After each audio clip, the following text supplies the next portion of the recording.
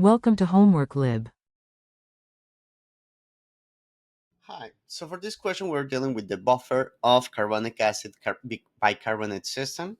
So we're going to begin with our ice table of carbonic acid that is going to generate, when it gets put into contact with water, H2O plus or H plus HCO3 minus in aqueous solution, all of it. We are told that we're going to start with an initial amount of mole, so our ice table, in units of mole of zero point 0.5 of carbonic acid. So if we're just dealing with a solution of carbonic acid, we will get 0 and 0 here. The amount of change, we're going to call it minus x, and plus x. So that equilibrium we would get 0.5 minus x, and x.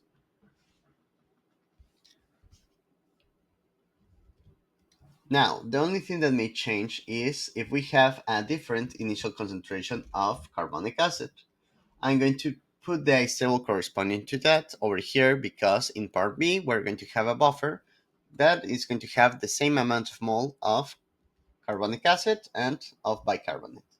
So if we have 0.5, the amounts here are the same, and over here we're going to get 0.5 plus x. So that is the only possible modification that we're going to deal with.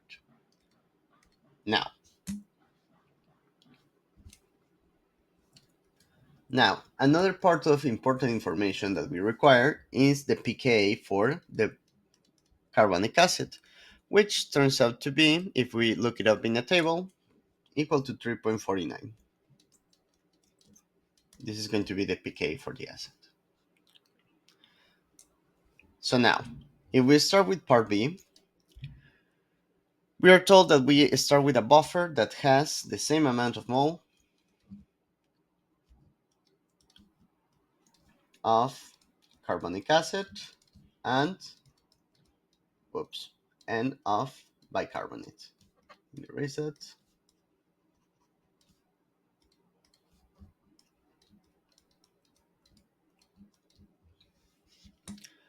And we want to know what would be the pH if we added 0.001 mole of acid.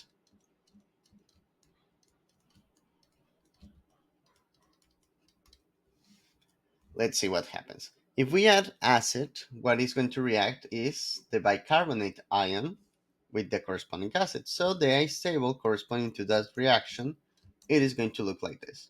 I'm going to abbreviate the acid as H plus instead of using the proper hydrogen ion just for sake of simplicity. Just remember, H plus does not exist in solution. Hydronium ion is the one that is actually present. So we're going to have the following reaction. The initial amounts that we have in moles of each of them is 0.5, 0.1, and 0.001. The amount of change is going to be given by the amount of acid that we added, since that is going to be the limiting reagent. And the results that we are going to get is 0.499, 0, and 0.501. And this is all in amount of mole. Now, in the Henderson-Hasselbalch equation, remember that it's written as pH is equal to pKa plus the logarithm of the concentration of the conjugate base. In this case, the conjugate base is HCO3 minus, divided by the concentration of the weak acid, which is H2CO3. But we don't need to calculate directly the concentrations. Why is that? If we divide the concentrations for both of these guys,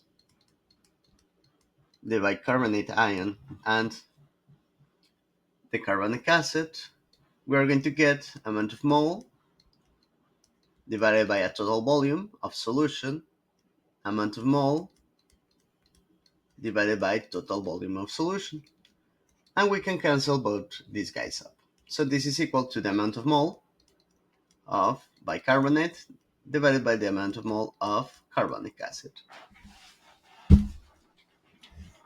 Taking that into account, our Henderson-Hasselbalch equation, and remembering that pKa is 3.49, it is going to be 3.49 plus logarithm of 0.499 divided by 0.501. The pH resulting from this is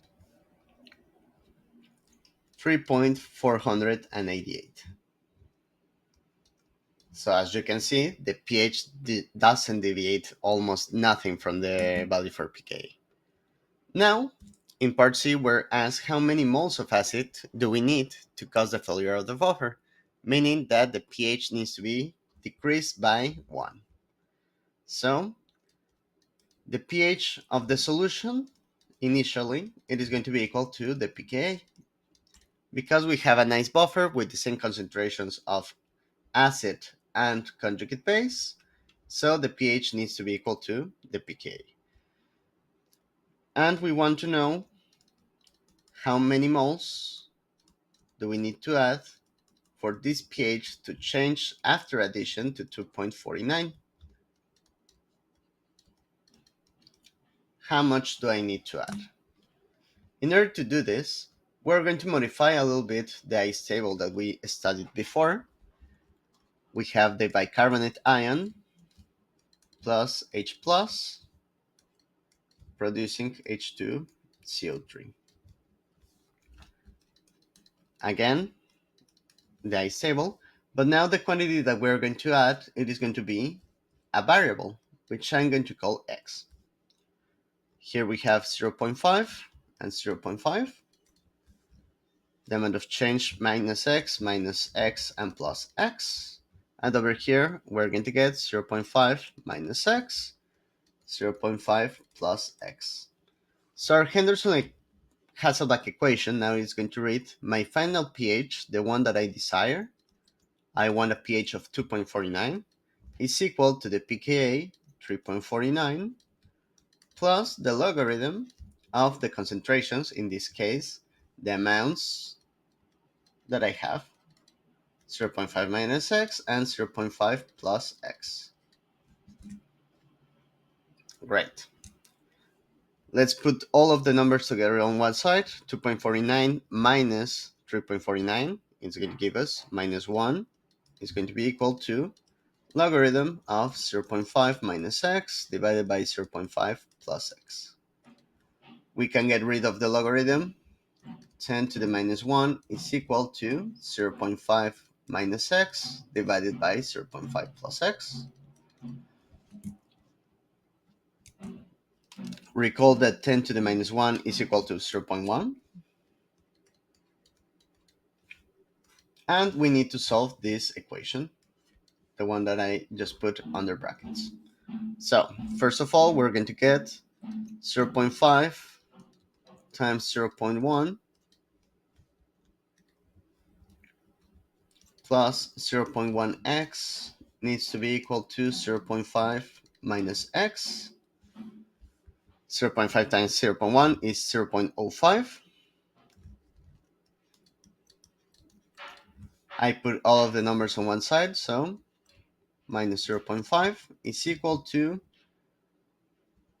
actually, let's put it to the other side. Wait a second. Let's erase this, just to have the x directly as a positive. Okay. So we're going to get, on the left hand side, I'm going to put all of the x's. So it's 0.1x plus x is equal to 0.5 minus 0.05. Factorizing the x,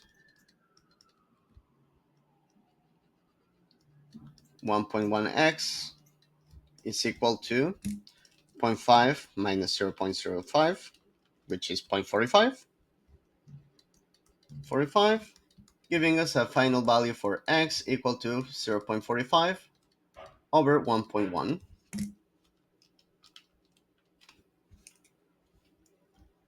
So the amount that we need to add is 0.45 0.4091 mole of acid. Remember that that x that we wanted to solve for is the amount of moles of acid that I need to add.